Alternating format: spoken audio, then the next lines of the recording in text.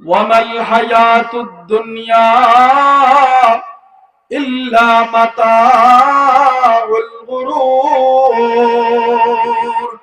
এই দুনিয়ার মধ্যে আমরা যা দেখতেছি, আমার বাড়ি, আমার গাড়ি, আমার ঘর, আমার জমিন, এগুলো সব হলো ধোঁকার সামান, ধোঁকার সামান। যদি তুমি কবর জগতে শান্তি পেতে পারো, যদি তুমি হাসর জগতে শান্তি পেতে পারো, যদি তুমি আল্লাহর ঠিকানা জান্নাত পেতে পারো, তাহলেই তুমি চূড়ান্ত কামিয়াব।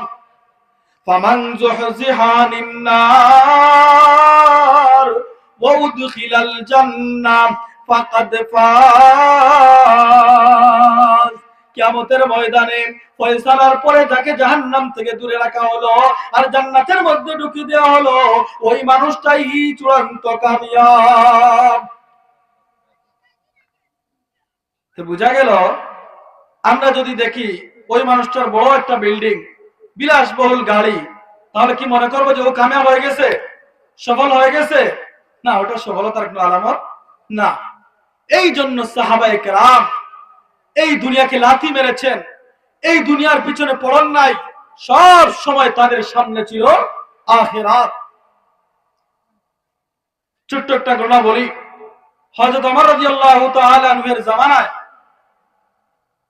কুফার গভর্নর নির্ধারণ করলেন আবু উবাইদা ইবনে জাররাহ রাদিয়াল্লাহু তাআলা আনহুকে। কিছুদিন পরে ওমর রাদিয়াল্লাহু তাআলা আনহু কুফা নগরীতে দেখার জন্য গেলেন। মনে মনে ভাবলেন, আবু উবাইদা ইবনে জাররাহ একজন গরীব সাহাবী ছিলেন, কৃষি ক্ষেত করতেন আর কৃষক ছিলেন। উনি তো কোনো বড় কোনো ধনী লোক ছিলেন না।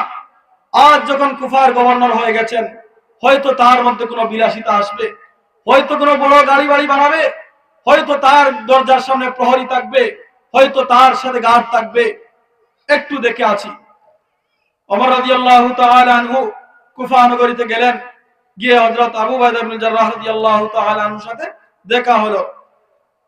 আবু উবাইদা ইবনে জাররাহ রাদিয়াল্লাহু তাআলা আনহু সারা দিন ছিলেন ওই রাষ্ট্রীয় কাজে ব্যস্ত। রাষ্ট্রীয় কাজ শেষ হওয়ার পরে ওমর রাদিয়াল্লাহু তাআলা আনহু বললেন, আবু উবাইদা ইবনে জাররাহ, চলো দেখে আসি, তুমি যেই ঘরের মধ্যে থাকো ওই ঘরটা একটু দেখে আসি। আবু উবাইদা ইবনে জাররাহ রাদিয়াল্লাহু তাআলা বললেন, খলিফাতুল মুসলিমিন, আমিরুল মুমিনিন ওমর রাদিয়াল্লাহু তাআলা আনহু, আপনি এসেছেন আমার রাষ্ট্র দেখবেন, আমাকে আপনি গভর্নর বানিয়েছেন, আমার রাষ্ট্র পরিচালনা দেখেন, মানুষদের কাছ থেকে খোঁজ খবর নেন, আমি ঠিক মতো চালাইতে পারতেছি কিনা, মানুষের আমার হকদারিতা আদায় করতে পারতেছি কিনা, ওগুলো দেখেন। আমার বাড়ি দেখার মতো দুঃসাহস আপনি না করাই ভালো। ওমর রাদিয়াল্লাহু তাআলা চিন্তা করলেন, হয়তো আবু উবাইদা মনে হয় কোনো গড় বাড়ি করছে, আর আমি দেখলে অসুবিধা হবে, এই জন্য আমাকে নিয়ে যাচ্ছে না। আবু উবাইদাকে বললেন, না, দেখতে হবে তোমার বাড়ি, তোমার বিল্ডিং বাড়াখানা আমি দেখেই যাব।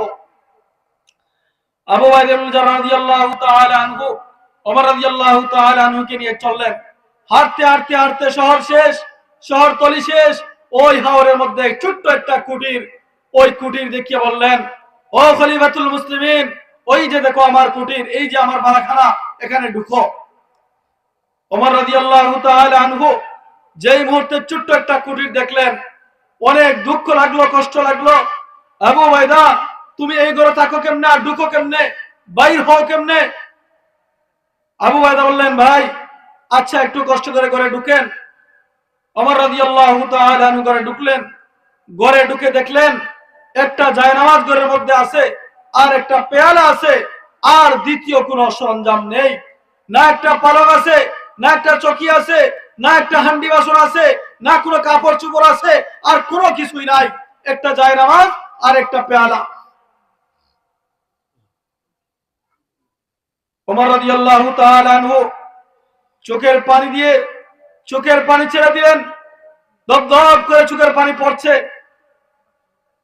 আর আবু উবাইদা ইবনে জাররাহ রাদিয়াল্লাহু তাআলা জিজ্ঞেস করলেন, ভাই এই যে একটা জায়নামাজ দেখছি, আর এই যে একটা পেয়ালা দেখছি, আর কোন সরঞ্জাম তোমার ঘরে নেই, তুমি কিভাবে জীবন যাপন করো এই ঘরের মধ্যে? আমার তো কিছু বুঝে আসতেছে না।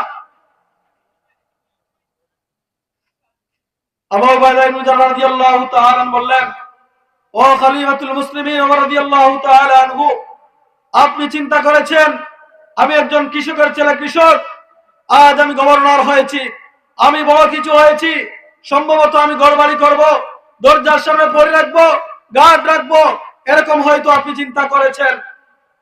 আমি এই পেয়ারাটা রেখেছি, আর একজন মানুষকে দিয়ে 3-4 দিন পর পর কিছু আটা খামির বানিয়ে নেই, আর যখন আমার খিদে লাগে এক টুকরো খামির ওই পানির মধ্যে ভিজিয়ে আমি খেয়ে নেই, আর রাত পর রাত আমি জায়নামাজের মধ্যে দাঁড়িয়ে নামাজ পড়তে পড়তে কাটিয়ে দেই, দিনভর রাষ্ট্রীয় কাজে কাটিয়ে দেই, আমার ঘুমের আর কোনো প্রয়োজন হয় না। যদি একটু ঘুমের প্রয়োজন হয় জায়নামাজের মধ্যেই মাথা চালিয়ে আমি ঘুমিয়ে ফেলি, আমার আলাদা কোনো বিস্তার প্রয়োজন নেই, আলাদা কোনো আমার গাড়ি বাড়ির প্রয়োজন নেই, এখানেই আমার জীবন চলে। বলেন সুবহানাল্লাহ। তখন ওমর রাদিয়াল্লাহু তাআলা বললেন, ভাই এভাবে তোমার জীবন চলে কেমনে? এভাবে তো একজন সাধারণ মানুষের জীবন চলা সম্ভব না।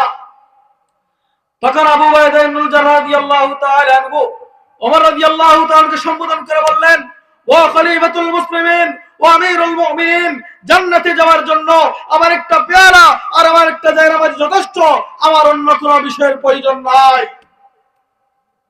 সুবহানাল্লাহ বলবেন না? তাদের ভিতরে ছিল দুনিয়ার লোভ, তাদের ভিতরে ছিল দুনিয়ার মোহ।